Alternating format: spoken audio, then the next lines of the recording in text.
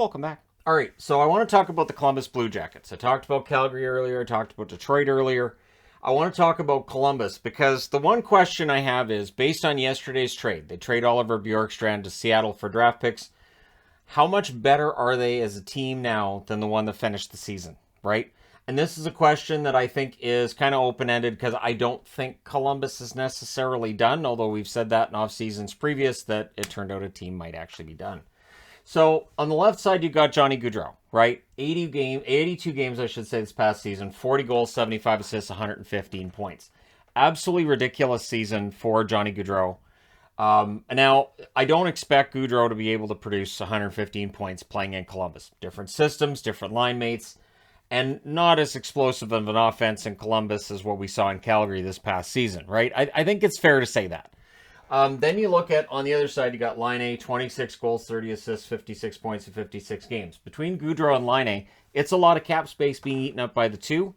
Justifiably so for Gaudreau. With Laine, it's more of a bet on the future. It is them saying, we believe in Laine, what he's going to be able to do, that they believe he should be able to get back to the 35-40 goal range, which based on 26 goals in 56 games is a relatively safe bet that he should at least have 30 goals this year, right? Now, once you get down the middle, this is where the question marks show up. So Roslovic, and again, these are via cap friendly because, again, we don't know what the lines are actually going to look like this year. But let's say Roslovic ends up being down the middle here as the number one guy. It would make some sense since he knows Laine, played with him before. He had 22 goals, 23 assists, 45 points in 81 games. Obviously, if Roslovic became the guy playing between these two players, his points should go up to, I would say, a minimum of 65 points. One of those situations where a forward might end up with a lot of points based on who he's playing with. It could increase his assists rate at ridiculous amounts if he ends up being the guy. Now Boone Jenner could be the guy as well. 59 games, 23 goals, 21 assists, 44 points. What would be interesting if it was Jenner that's down the middle here is Jenner's more of a goal scorer than a setup man. Same as Laine traditionally has been, and Gaudreau would be the setup guy. So Gaudreau would be the one looking to set up either Jenner or Laine at the net, if that was the setup, right? Although Gaudreau's 40 goals are not any kind of a slouch total either, right? This is a pretty good scorer all around. Nyquist, 18 goals, 35 assists, 53 points in 82 games. I've seen people say, well, why didn't they trade Nyquist instead of Bjorkstrand? I don't know that Nyquist has any value on the market currently. Also, he's a UFA next year. I don't know that helps his value either. Although, again, in a salary cap strapped world, maybe the Bjorkstrand deal was the best they could work out, right? Nyquist, I think, had a decent second half. He had a rough first half to the season, but I thought he played well in the second half. And so I understand the Blue Jackets keeping him around veteran forward. And I still, as I said, I understand Bjorkstrand being out's upset some people. I think there's also been a lot of talk about him being a minus 35.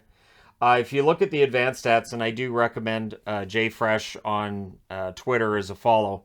I'm also a follow him on Patreon. And he points out that Bjorkstrand had a lot of tough matchups and that the goaltending was in part what leads to his minus 35. And we'll talk about that. So you have Nyquist, you have Jenner, and then you have Voracek. 6 goals, 56 assists, 62 points in 79 games. Voracek is a pure passer. So it is best for Voracek to be with a guy that is a really good sniper at the net, right? So we'll see where everybody ends up. I really think this top six is going to be very fluid. I think during training camp, they're going to have a lot of different looks at things.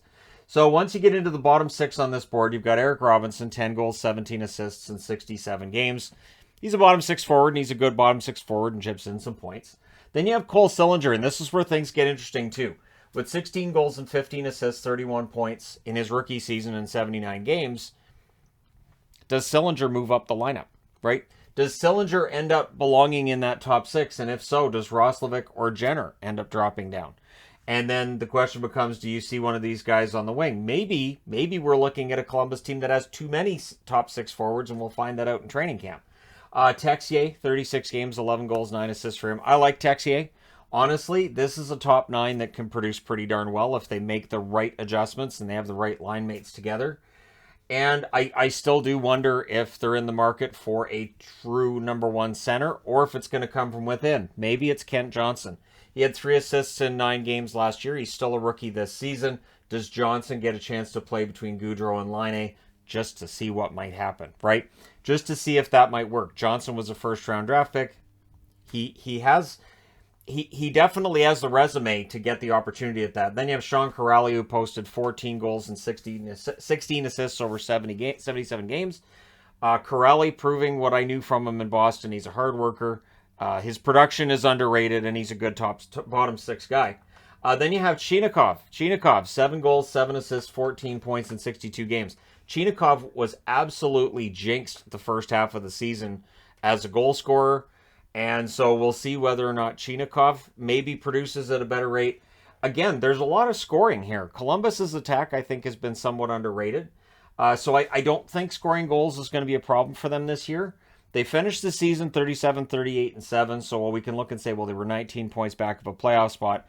I don't know that we expect the top 8 in the East to all have 100 points again this year. I think that probably changes as the bottom 8 in the East improve, which Detroit should improve, Ottawa should improve, and you can make the argument that Columbus should improve. Buffalo could very well improve as well, and Montreal shouldn't be anywhere near as bad as they were this past season. New Jersey, the list goes on, and the Islanders could bounce back. So it could be quite the dogfight in the East. But these forwards here tell you they'll be able to score some goals, especially if Kent Johnson comes in and produces as his first-round pick would tell you he could. Then you get to the blue line, and it's interesting here as well. You have Werenski, 11 goals, 37 assists, 48 points. He's under contract for a long time with Columbus and only played 68 games. Did get injured last year. They need him to stay healthy on the blue line, absolutely, because he is easily their best defenseman. Andrew Peeke, 2 goals, 13 assists, 15 points. I think he's developing into a pretty solid defensive defenseman. Gavrikov, 5 goals, 28 assists. He's a UFA in 2023. So they don't have a lot of guys who are going to be UFA next year. You have Nyquist, you have Gavrikov, and if Gavrikov hits the market, there'll be a number of teams looking at his services. He's an underrated defenseman. Goodbranson, 6 goals, 11 assists, 17 points. That's the head scratcher.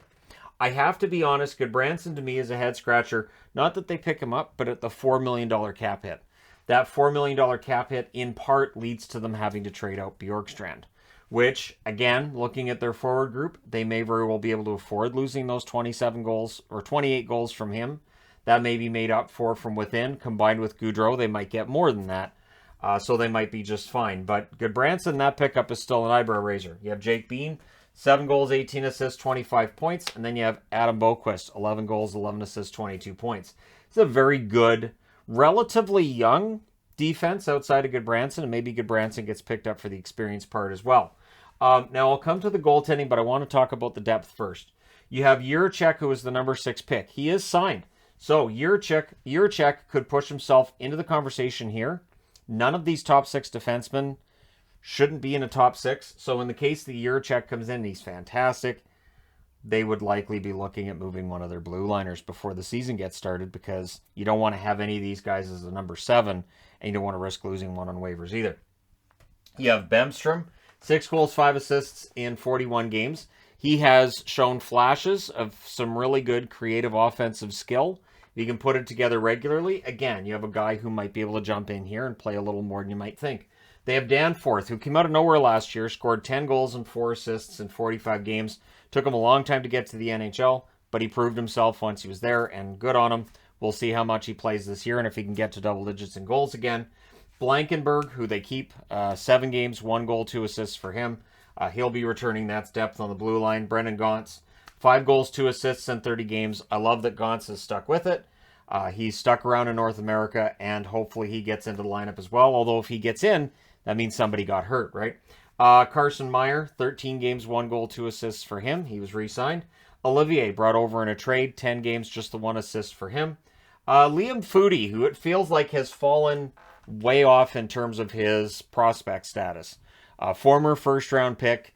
I really liked him initially, but there hasn't been that level of development, and he only played the 1 game this past season. So Foudy may very well end up staying in the AHL for this season. And then we'll get into the goaltending here, because the goaltending is really fascinating. You have Merzlikins, who played 59 games, had a .907 save percentage. He didn't have a bad year, but he didn't have a fantastic one either. And if Columbus is going to get back to where they were, say, 2 years ago, 2019, 2020, they're going to need that goaltending to get a heck of a lot better. And I'm looking at Korpisalo, who in 22 games posted an .877 save percentage. So Korpisalo, who's a UFA next summer as well. The interesting part is you do have Tarasov, who in limited appearance posted a .937 save percentage with Columbus. Might Tarasov end up pushing his way into the backup conversation, or can Korpisalo bounce back from what's been a couple of down years for him? There were rumors of him being on the trade block last year, of course. There was, will he go for Koskinen from Edmonton? And when you looked at the stats, it really would have been a nominal difference between the two. And one could argue that Koskinen had better numbers than Korpisalo at that stage when those arguments were being had. So they definitely need better goaltending. That was a huge part of their problem this past year. And that was coming off of a year they were 18, 26, and 12, a .429 save percentage. So actually, this past season, they posted a better record than the year before. And that was after a year where they were 33, 22, and 15, a .579 points percentage. And they made the playoffs. So losing Bjorkstrand hurts on some level. He's a popular player with fans, and I would think with teammates as well. I do think Johnny Gaudreau is going to spice up the attack a little bit. But can they keep the puck out of the net enough to stay in the hunt in the Metro? The Metro is going to be tough again this year. Regardless of whether or not Pittsburgh and Washington or both end up falling back, it is going to be tough to make headway. So the question I have for you, after watching this and going over this depth chart and everything, how much better will Columbus be this season, and can they get themselves into a playoff spot, into a wild card spot? And if they can, does that make a difference to justifying Gaudreau's cap hit, or do you just look at it and say Johnny Gaudreau is a star player, and maybe look at it as, yeah, maybe they don't make the playoffs this year, but just by having Johnny Hockey here, next summer they'd be able to bring somebody in when Nyquist, Gavrikov go to market. Maybe Nyquist does retire, who knows? But Gavrikov will not, way too young. So is this just like the start of something, and more along the lines of they'd be looking at next year as the one where they really get really competitive? Or did they sit Gaudreau down and say we intend to be back in the playoffs next year and therefore they're going to go for it? So what other moves do they need to make if they're really going to go for it? And who do you think ends up being the center between Gaudreau and Laine if that is in fact the way they go? Maybe you split the two up, you put Laine on one line, Gaudreau on the other. Maybe Voracek moves up to that top line. Let me know your thoughts in the comment section below. As always, don't forget to hit like and subscribe if you're browsing your way through, you just happened upon this video. It's kind of fun looking at the depth charts. This is obviously not season previews. Season previews are still a few weeks away. So yeah, they're not that far off. Once the free agent market is settled, that's when I can start doing season previews, because those season previews usually start around middle of August, late August everywhere else as well. So there you go. Let me know your thoughts. Hit like and subscribe if you're browsing your way through, you just happened upon this video. Thank you guys so much for watching, for all your support. I will talk to you again soon.